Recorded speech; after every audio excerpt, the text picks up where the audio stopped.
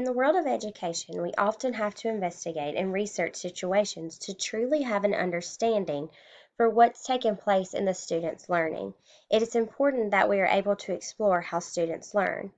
Educators must use research, such as experimental design research, to be able to understand why or how we are teaching our students.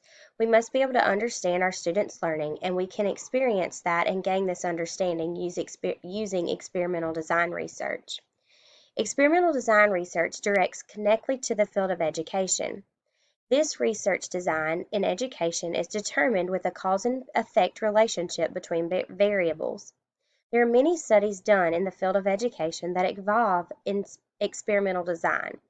There have been studies done on behavior, goal setting, violence in schools, effects on technology on learning, professional development in regards to how it supports student learning, and there are many more studies that have been done in the field of education.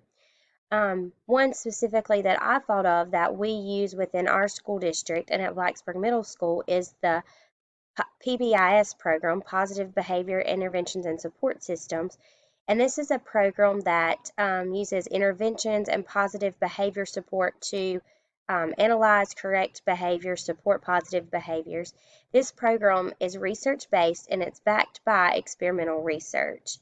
So there are many connections to education through experimental design research.